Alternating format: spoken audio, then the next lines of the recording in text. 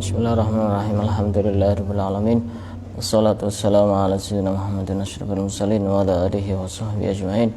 Subhanaka la ilma lana illa ma 'allamtana innaka antal alimul hakim. Qala rabbi shrah li sadri wa yassir li amri wa hlul 'uqdatam min lisani yafqahu qawli. Nawaitu ta'alluma wa ta'lima wal ifadata wal istifada wan naf'a wal intifa' wa tadhakkur wa tadhkir wa tamassuk ala kitabillah wa sunnati rasulih wa du'a ila al-huda wa ad-darar halal khair ibtigha'a mardatihi wa qurbihi wa thawabihi subhanahu wa ta'ala. Qala al-musannif rahimahullah ta'ala wa nafa'ana bihi wa bi 'ulumihi wa amaddana bi asrari fid darain amin. Akan kita lanjutkan membaca kitab Safinatun Najah. Pada pembahasan sebelumnya kita sudah membahas hal-hal yang membatalkan wudu. Sekarang kita akan memasuki pembahasan yang baru, yaitu kalau orang sudah tidak punya wudu, kalau orang sudah batal wudunya, itu dia dilarang apa saja, diharamkan apa saja, yang dia lakukan itu apa saja. Faslun, man intaqada wudu'uhu haruma alaihi arba'atu asya'a. Orang yang batal wudunya, maka haram bagi dia melakukan 4 perkara. Wudu, batal wudu itu hadas kecil apa hadas besar? Batal wudu hadas kecil apa hadas besar? Hadas kecil. Pertama, as-sholatu, haram untuk melakukan sholat. Orang yang batal wudunya atau memang sengaja dia tidak punya wudu, haram untuk melakukan sholat, baik sholat fardu maupun sholat sunnah atau sholat janazah. Pokoknya jenis sholat semuanya haram, kecuali, ini penting, kecuali orang yang tidak menemukan air atau debu. Tahu contohnya? Orang sedang dalam perjalanan, dia di bis atau di kereta misalkan, atau di elep atau di len, yang sekiranya itu kendaraan umum. Kalau kendaraan pribadi kan dia masih bisa berhenti. Bagaimana kalau ada orang misalkan mau ke Surabaya misalnya, berangkat jam 2 malam atau jam 3 malam misalnya, itu kemungkinan nyampe Surabaya dari Besuki, itu kemungkinan waktu subuh sudah lewat. Gimana sholatnya? Apakah tidak wajib sholat? Wajib. Nah, gimana wudunya? Gimana tayamumnya? Kan tidak ada, anggap saja tidak ada air di situ, tidak ada satupun di bis itu yang bawa air misalkan. Gimana sholatnya? Nggak ada debu juga, tetap wajib sholat. Itu namanya sholat lihurmatil wakti. Terus bagaimana tata cara sholatnya? Tata cara sholatnya sebisanya. Bisa ruku ya ruku, nggak bisa sujud ya sebisanya. Dan itu wajib. Kalau dia punya keyakinan misalkan, oh ini nanti sholatnya tetap wajib diulang, jadi saya langsung qadha saja nanti, dosa. Tetap wajib sholat untuk menggugurkan dosanya dia. Walaupun nanti ketika sudah normal keadaannya, tetap sholatnya wajib diulang. Paham? Jadi tetap wajib sholat. Ini kadang-kadang digampangkan, diremehkan. Dikira orang yang di dalam kendaraan itu tidak wajib sholat, tetap wajib sholat. Kecuali misalkan dia tidak sholat boleh, tapi dia ada niat untuk menjamak, baik jamak takdim maupun jamak takhir. Anggap sholat subuh kan tidak bisa dijamak, ya kan? Tidak bisa dijamak. Jadi tetap wajib sholat. Jangan sampai dia tidak sholat. Gimana kanan kirinya? Terserah kanan kirinya, bukan urusan dia. Bisanya cuma takbir, ruku, ya terserah, tidak apa-apa. Ini kan tidak menghadap ke barat misalkan, tidak menghadap ke kiblat, ya tidak masalah. Itu pengecualian. Dia kan tidak punya wudu, ya kan? Tadi kan haram untuk sholat, tapi ini justru wajib. untuk agar dia tidak dosa. Contoh yang lain, daimul hadas. Daimul hadas itu orang yang selalu hadas. Contoh orang beser, orang cercer. Itu kan otomatis dia sholatnya dalam keadaan batal wudunya. Tapi itu dia tetap wajib sholat asal dia sudah berusaha. Misalkan pakai perekat, pakai pembalut dan sejenisnya. Setelah itu sudah dibersihkan total, walaupun pada saat sholat dia tetap keluar, maka tidak apa-apa. Ini kan darurat. Maka itu walaupun tidak punya wudu tetap wajib untuk sholat. Cuma kemarin kan dibahas bahwasanya kasus-kasus seperti itu dia sholatnya harus wudunya harus masuk waktu. Ya, wudunya harus masuk waktu. Berbeda dengan orang yang kondisinya normal. Misalkan bukan orang yang cercer atau orang yang apa biasanya itu keputihan atau apa. Tidak apa. Misalkan wudu sekarang untuk nanti saya gunakan wudunya untuk sholat duhur. Apakah boleh? Boleh. Tapi kalau orang yang daimul hadas, agak netes-netes kencingnya itu namanya daimul hadas. Cercer itu apa? Beser. Kalau istilah kedokteran tidak tahu apa namanya. Itu wudunya harus ketika masuk waktu sholat. Misalkan azan duhur itu jam 12, maka wudunya juga harus jam 12. Atau misalkan dia sholat duhurnya jam 1, ya wudunya harus jam 1 karena jam 1 sudah masuk waktu sholat dan harus langsung sholat. Tidak boleh nunggu-nunggu. Tidak boleh sambil pegang HP sambil balesi WA satu-satu. Tidak boleh. Nunggu kecuali nunggu satu yang diperbolehkan, nunggu sholat berjamaah. Yang lain tidak boleh. Apalagi nunggu lamaran, tidak boleh. Tidak boleh, paham? Ini yang pertama. Yang kedua, tawaf. Tidak boleh. Dalam mazhab Syafi'i, tawaf itu apa tawaf?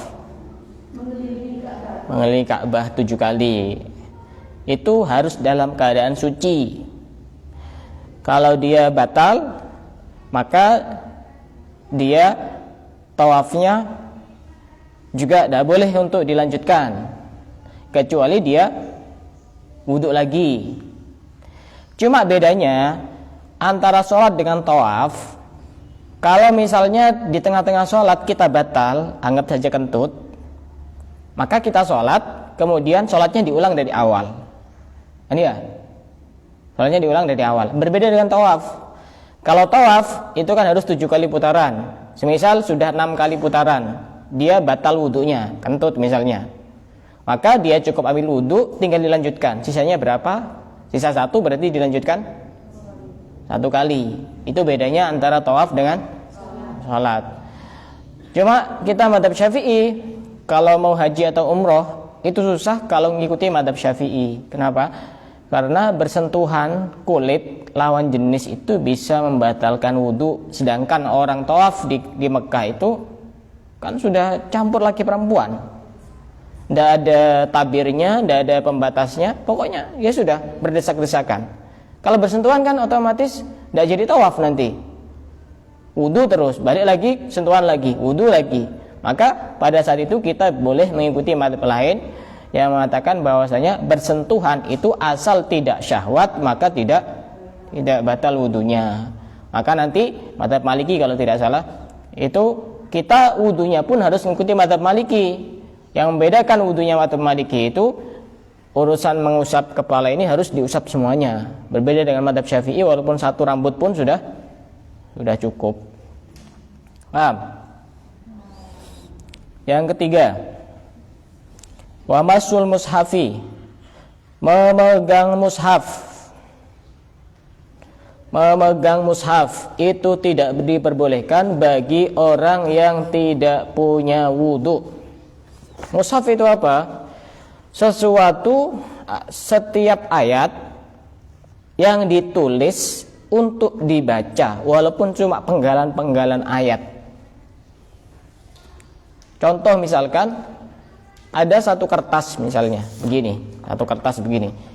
Tulisannya cuma Bismillahirrahmanirrahim. Bismillahirrahmanirrahim ini termasuk ayat Al-Quran apa bukan? Masuk. Walaupun kita tidak menyebutnya ini Al-Quran dalam satu kertas ini, tapi pada saat kita tidak punya wudu, hukumnya haram menyentuh ini. Karena memang ini tujuannya untuk dibaca. Paham? Yang tidak paham tanya. Ya. Ini tujuannya untuk dibaca. Contoh yang lain, di papan tulis. Untuk dibaca bukan? Untuk dibaca. Megang tetap haram kalau dia tidak punya wudu.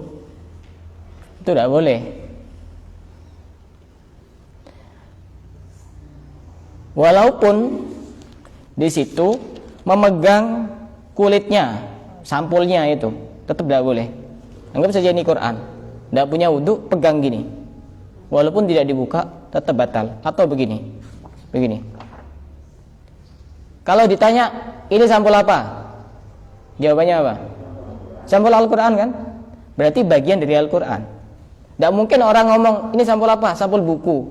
Kenyataannya kan dia nyambung dengan, tidak boleh. Atau sampul yang sudah terpisah, tapi tetap orang akan tahu bahwa itu sampul Al-Quran. Biasanya kan ada ciri-cirinya, ada tulisannya Al-Quranul Azim atau apa begitu. Juga sama, walaupun ini sudah terpisah dari Qurannya, dari mushafnya itu, tetap hukumnya haram untuk disentuh. Kecuali misalkan sampul Al-Quran ini sudah dipakai sampul yang lain, dipasang untuk sampul buku atau sampul yang lain, maka ini sudah menjadi hal yang berbeda. Itu tidak apa-apa. Pegang mushaf tidak boleh. Nanti urusan haid nanti ada pembahasannya. Gimana caranya biar boleh? Cara buka Qur'annya pakai kayu. Kalau pengen buka pakai kayu atau pakai apa? Walaupun pakai tisu dibuka begini atau dia pakai kaos tangan sama, tidak boleh. Kecuali pakai kayu atau sejenisnya itu. Pakai tisu begini, tidak boleh. Tidak boleh. Megang Al-Quran tidak boleh. Ini harga mati, tidak boleh ditawar-tawar. Gimana kalau baca? Kalau orang hanya tidak punya wudu, baca Al-Quran tetap boleh, walaupun hadas kecil. Ini terkait dengan orang yang tidak punya wudu ya. Nanti pembahasan orang yang haid atau orang yang junub, nanti ada pembahasannya. Walaupun dia hataman Quran dari juz 1 sampai juz 30, tidak masalah. Kalau dia hanya tidak punya wudu, bedakan ya. Soalnya hadas ada hadas kecil, ada hadas besar. Pahamnya kayaknya berat.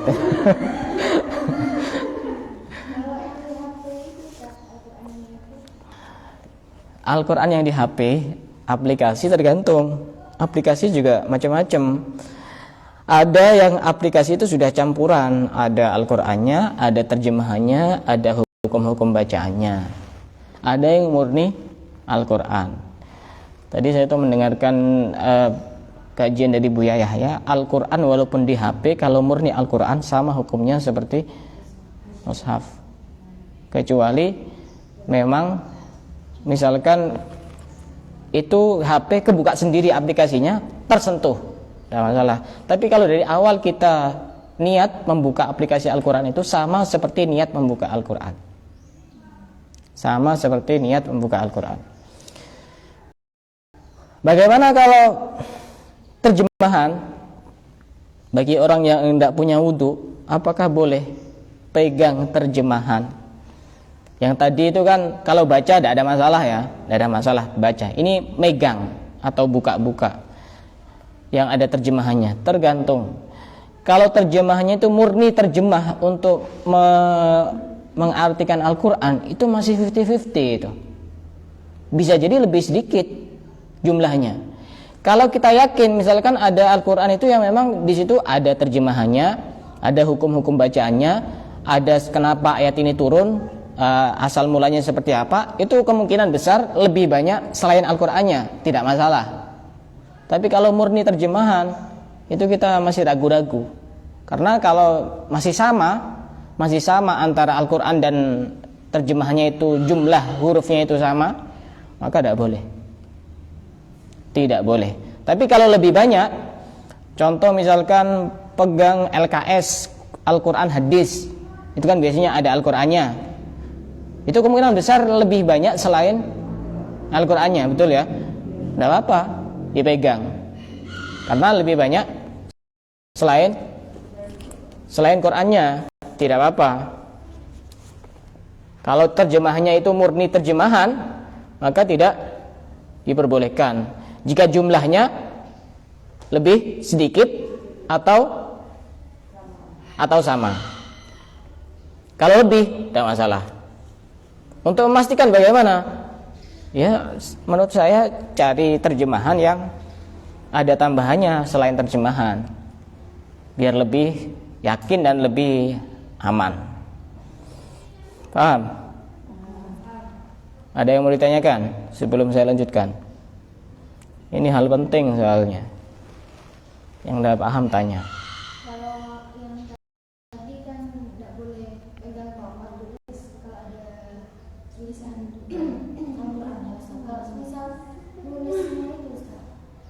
Ya sama.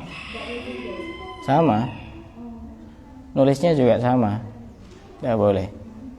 Kecuali, ya semuanya itu ada pengecualiannya. Semuanya itu ada pengecualiannya. Contoh, innamal a'malu binniyat. Segala sesuatu itu tergantung niat. Kecuali apa? Illal hubbu, kecuali cinta. Maka cinta itu harus dibarengi dengan perbuatan. Tidak cukup niat saja. Iya. Yang sosial papan itu kan hanya ada lafaz basmalah itu, apa semua papannya itu? Semuanya. Semuanya ada yang basmalahnya toh? Enggak, semuanya. Al-Quran tadi itu kan, contoh Al-Quran tadi, pegang sampulnya saja kan tidak boleh. Sampulnya ada tulisannya apa? Al-Quranul Azim kan bukan bagian dari ayat Al-Quran. Bukan, kecuali di papan itu misalkan muridnya dia lagi berhalangan pakai tongkat, asal jangan pukulkan ke gurunya. Kalau lebih banyak tulisannya Ustaz, ini Bismillahirrahmanirrahim terus tulisannya banyak di bawah. Oh, tidak apa-apa, lebih banyak. Kan itu tadi kan jika memang murni Al-Quran. Kecuali lagi tidak punya wudu, baik hadas kecil maupun hadas besar, ada Al-Quran jatuh di tengah jalan. Ini kalau kita mau menyelamatkan masih punya wudu dulu, nanti ini sepeda atau diinjak orang, ini justru menghinakan Al-Quran. Silakan ambil dan pindah di tempat yang aman, walaupun tidak punya wudu, walaupun hadas kecil maupun hadas besar, tidak apa. Daripada nanti diinjak-injak orang atau ditabrak sepeda, tabrak mobil, itu justru menghinakan Al-Quran. Yang keempat, wahamluhu, dan membawa Al-Quran, membawa mushaf. Sebenarnya istilah yang tepat itu mushaf, cuma saya pakai Al-Quran karena memang yang sudah akrab di telinga kita itu Al-Quran. Membawa mushaf, contoh ini mushaf, bawa seperti ini namanya bawa. Tidak boleh kalau lagi tidak punya wudu, hadas kecil, lebih-lebih hadas besar. Walaupun misalnya saya pakai sorban atau pakai tisu begini, ini tetap namanya bawa. Yang jual mushaf, yang jual Al-Quran, ada yang beli Al-Quran, terus dia pegang sapu tangan atau pegang tisu untuk ngambil Al-Quran, ini tetap namanya bawa. Bedakan antara bawa dengan tidak bawa. Bagaimana solusinya? Solusinya gampang. Misal ini tisu pak-pakan itu. Cara biar aman, cara bawanya begini. Niatkan membawa tisu. Tapi yang model kayak tadi itu seperti ini tetap dikategorikan membawa Al-Quran walaupun ada pelapisnya. Tidak boleh, hukumnya haram. Kecuali seperti ini anggap tisu atau kitab atau buku, tidak masalah. Atau pulpen, tidak masalah juga. Begini. Kemudian taruh di meja itu. Tapi ini juga kita ya harus jujur sama pembeli. Kamu lagi hadas apa tidak? Soalnya khawatir nanti justru kita niatnya baik tapi direspon tidak baik, ternyata dia lagi hadas. Kan juga sama. Kita kan tahu bahwa orang yang berhadas itu tidak boleh bawa Al-Quran. Maka di sini ada beberapa perincian pada saat membawa Al-Quran. Kalau niatnya itu jika dibarengi dengan sesuatu yang lain ya. Jika dibarengi dengan sesuatu yang lain, contoh Al-Quran ditaruh di tas misalkan. Pertama, jika niatnya bawa Al-Quran saja walaupun di situ ada tasnya, ada make up, ada bedak, ada lipstick, hukumnya haram tetap. Kalau niatnya niat membawa Al-Quran saja walaupun campur dengan yang lain. Kedua, niat membawa selain Al-Quran. Ya contoh yang paling gampang ya di tas. Dia niat membawa HP misalkan, karena di tasnya juga ada HP, walaupun juga ada Al-Qur'annya, tidak apa-apa. Agak konsentrasi ya, fokus. Jangan mikir kemana-mana. Atau niatnya dua, niat membawa Al-Qur'an dan niat membawa sesuatu selain Al-Qur'an, anggap saja HP. Maka di sini ada khilaf di antara mazhab Syafi'i. Menurut Ibnu Hajar tidak boleh, menurut Imam Ar-Ramli boleh. Maka kita cari aman saja. Berarti tidak usah niat dua. Atau dia tidak niat kedua-duanya, pokok asal bawa aja. Dia sudah tahu di situ ada Al-Qur'an, ada selain Al-Qur'an, tapi tidak niat kedua-duanya. Pokok langsung asal bawa, karena memang rutinitas, asal bawa aja. Sudah kadang ada di situ, atau Al-Qur'annya tidak dipindah-pindah. Ini kan orang Masya Allah ini solihah, jadi Qur'an dibawa ke mana-mana. Tapi tidak dibaca, betul itu. Solihah casingnya saja. Bagaimana? Ini juga ada dua pendapat, walaupun kita tetap masih boleh mengikuti. Menurut Ibnu Hajar tetap tidak diperbolehkan, menurut Imam Ar-Ramli diperbolehkan. Tapi intinya yang penting sama-sama ada pendapat yang memperbolehkan. Berarti yang tidak boleh, jelas-jelas tidak boleh itu niat membawa Al-Qur'an saja, walaupun di situ campur dengan yang lain. Kalau yang tiga niat selain itu masih diperbolehkan. Masih diperbolehkan. Makanya harus benar-benar paham. Bagaimana kalau ada anak kecil yang masih belum balik bawa Al-Qur'an, gaya sudah bisa baca Qur'an, gimana? Apakah boleh untuk belajar, maksudnya ngaji, TPQ begitu? Menurut Ibnu Hajar dan Ar-Ramli itu diperbolehkan. Ini jarang Ibnu Hajar dan Ramli ini sependapat, jarang sependapat. Tapi ini sepakat ini. Saya pernah dengar cerita bahwa Ibnu Hajar itu seorang ulama yang kaya, sedangkan Imam Ar-Ramli itu seorang ulama yang miskin. Jadi agak ketat. Fatwanya itu agak ketat. Pernah diprotes sama istrinya. Tapi karomahnya itu luar biasa Imam Ar-Ramli. Pernah diprotes sama istrinya. Saya jadi istrinya anggap ustadz, kiai gitu. Masa hidupnya seperti ini miskin. Itu coba lihat Ibnu Hajar kaya. Banding-bandingkan. Yang Imam Ramli bilang Coba kamu pergi ke sumur, kamu timba itu air yang dari sumur itu. Ternyata yang ditimba itu emas, bukan air. Timbanya itu diisi emas, bukan air. Coba kamu sekarang pilih mana? Pilih saya apa pilih itu? Kalau pilih itu, sekarang saya ceraikan. Kalau pilih saya, ya ikut saya, tapi dengan kondisi seperti ini. Ya, ikut kamu saja. Itu Imam Ar-Ramli itu, luar biasa orangnya. Jadi tidak apa-apa kalau bagi anak kecil. Walaupun ada pendapat yang lain, menurut Imam Makhromah, ini seorang ulama dari Hadramaut, walaupun bukan niat untuk belajar, tetap diperbolehkan. Ya murni bawa, mungkin dia beli di toko atau apa, itu kan murni untuk membawa, itu tidak salah.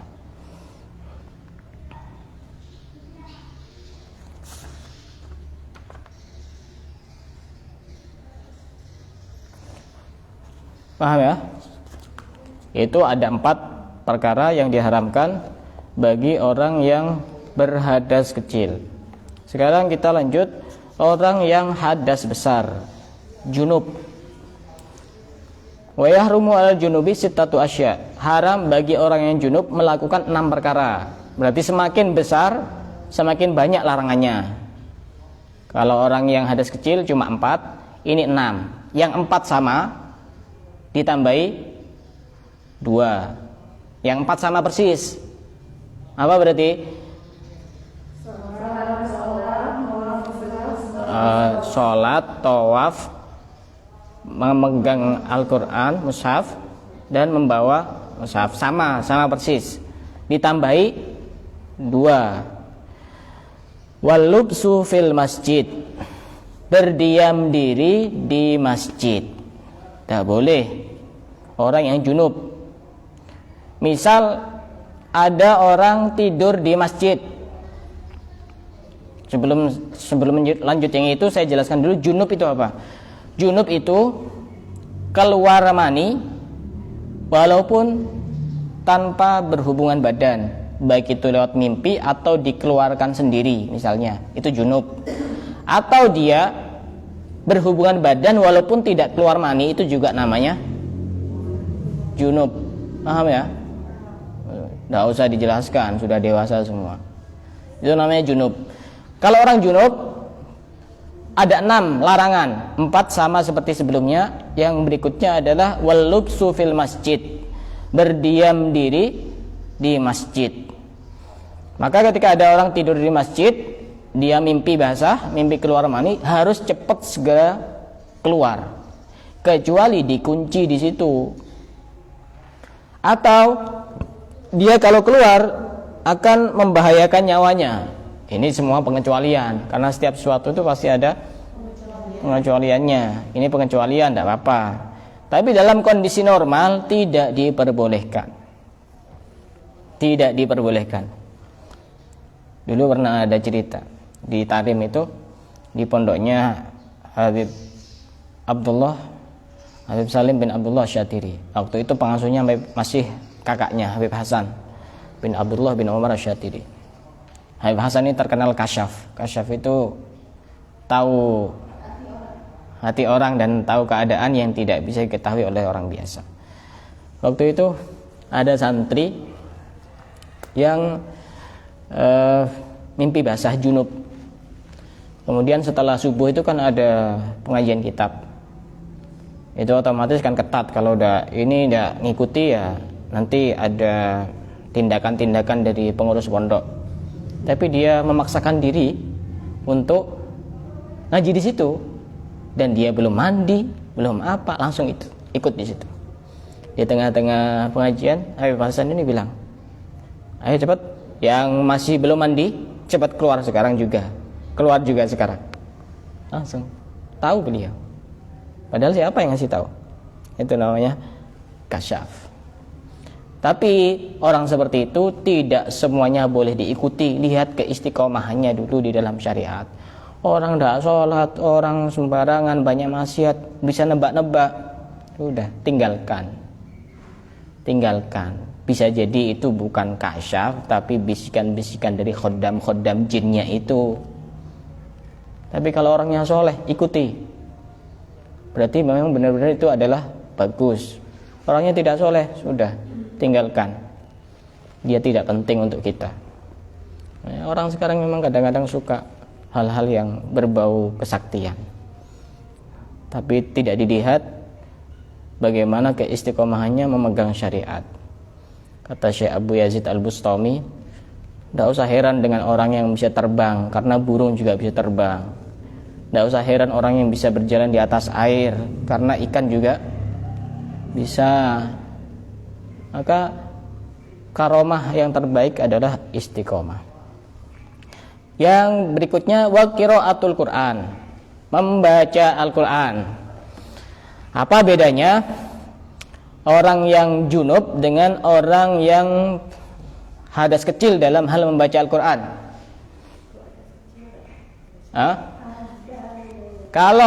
Kalau orang hadas kecil boleh 100% boleh membaca Al-Quran dengan tanpa menyentuh Al-Quran, yang memang murni 100% Al-Quran. Tapi kalau orang hadas besar, junub, ini maksudnya adalah junub, tidak diperbolehkan membaca Al-Quran. Tidak diperbolehkan membaca Al-Quran, kecuali niatnya adalah semisal untuk pembentengan. Mungkin dia itu orang yang sering diganggu sama jin, maka sebelum tidur dia baca penjagaan, baca ayat kursi, baca Al-Ikhlas, baca Al-Falaq, baca An-Nas. Tidak apa-apa kalau niatnya adalah penjagaan. Tapi kalau niatnya adalah murni membaca Al-Quran, dalam madhab Syafi'i hukumnya haram. Boleh dalam madhab Syafi'i membaca Al-Quran asal tidak keluar suara, mulutnya cuma gerak-gerak. Tapi lebih capek itu. Mulutnya qomat kamit, tapi tidak keluar suara. Nah, apa kalau seperti itu? Madhab Syafi'i ketat. Gimana kalau orang yang hafal Quran tetap tidak diperbolehkan murajaah, mengulang-ulang hafalan Qur'annya dalam madhab Syafi'i, kecuali ngikuti mazhab Imam Malik diperbolehkan, tapi harus sekedarnya saja. Tidak boleh langsung, misalkan dia yang tidak lancar cuma setengah juz, ya itu saja. Tidak boleh hataman dari juz 1 sampai juz 30.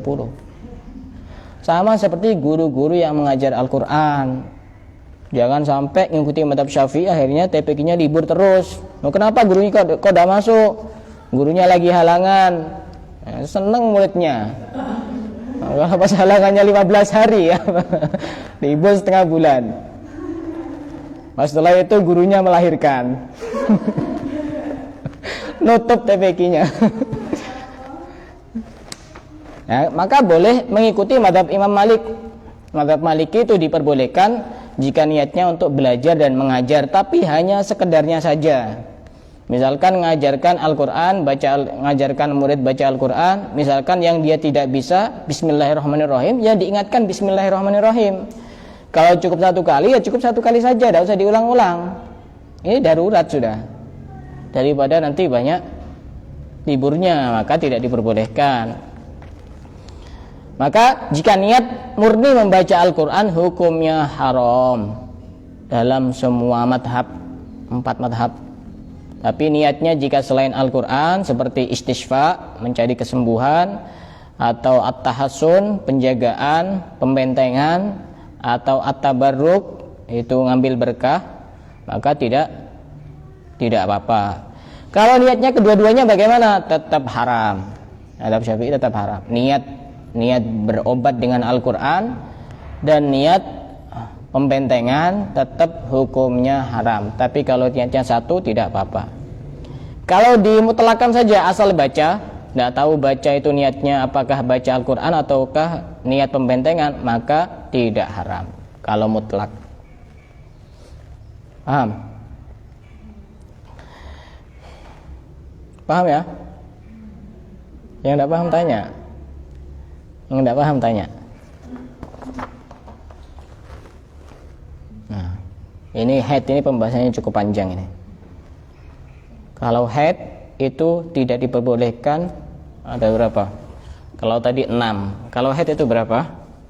10. Jadi semakin besar hadasnya, kalau haid itu kan besar, semakin banyak larangannya. Kalau niat mutlak itu cukup niat mutlak aja, ucapkan niat mutlak saja. Gimana? Barusan saya membaca Baca, kecuali niat mutlak. mutlak itu artinya umum itu. Mungkin orang yang latah tapi yang diucapkan Al-Qur'an itu luar biasa. Enggak, dia itu enggak ada tujuan ini baca Al-Qur'an atau niat pembentengan atau niat berobat dengan Al-Qur'an. Pokok asal baca, tidak niat kedua-duanya. Maka itu juga tidak apa-apa. Atau niat zikir. Misalkan zikir-zikir yang ada di dalam Al-Qur'an, la ilaha illallah ada, la haula wala quwata illa billah misalkan, atau yang ada di dalam Al-Qur'an, zikir-zikir seperti itu, ya tidak apa jika niatnya adalah zikir. Gimana kalau pegang kaset murattal Al-Qur'an? Boleh apa tidak boleh?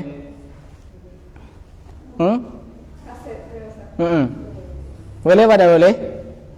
Kan isinya Al-Qur'an. Boleh, karena di situ tidak ada tulisannya, tidak ada harokatnya, tidak bisa dibaca. Kalau pegang kaset Al-Qur'an tidak boleh. Itu repot orang yang punya istri hafal Al-Qur'an. Paham? Karena di dalamnya ada Al-Qur'an 30 juz. Tidak boleh sentuh. Cangkolang sentuh. Jadi kalau pun nyentuh tetap tidak boleh walaupun pakai sarung tangan, tidak boleh, cangkolang, tidak boleh. Ini masih banyak yang pembahasan tentang haid. Insyaallah akan kita lanjutkan pada pertemuan yang akan datang. Soalnya ini kalau dibahas panjang. Saya memang istiqomah jangan sampai lebih dari jam 7. Ini masih jam 7 kurang 10 menit ini sepertinya kurang untuk membahas tentang keharaman bagi orang yang haid. Ada faedah penting ini keluar dari pembahasan.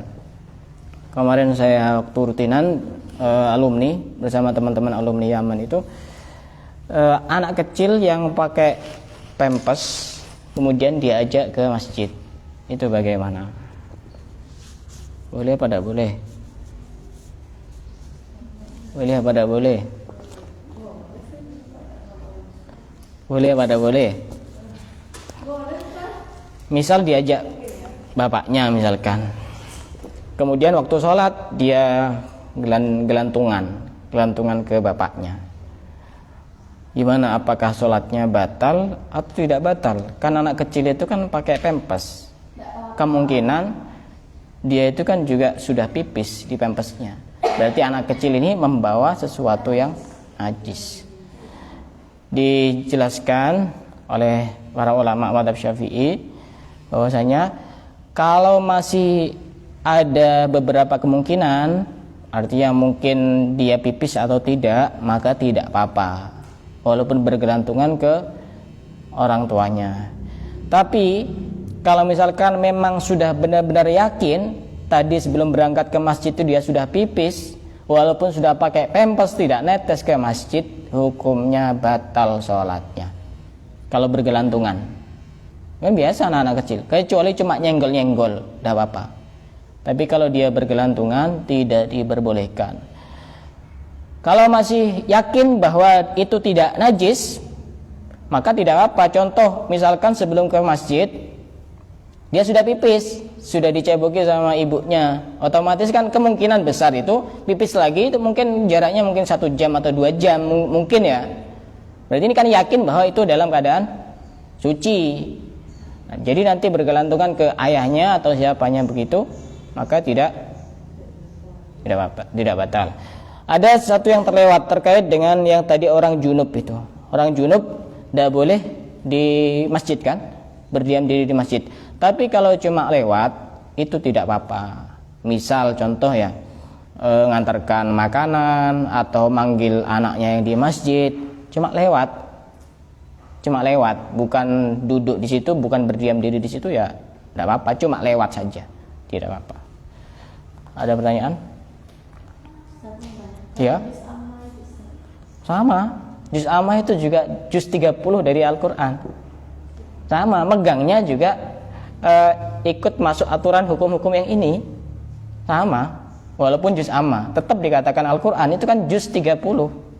Kecuali tadi itu juz Ammahnya sudah ada terjemahannya, sudah ada bacaan-bacaan tajwidnya, sudah ada cerita-ceritanya. Itu kalau lebih banyak selain Al-Quran tetap tidak apa-apa. Kecuali anak kecil tadi itu yang belum balik itu kan dimakfu karena dia masih tahap belajar, tidak apa-apa. Walaupun tidak punya wudhu juga tidak apa-apa kalau anak kecil. Wallahu a'lam bishawab.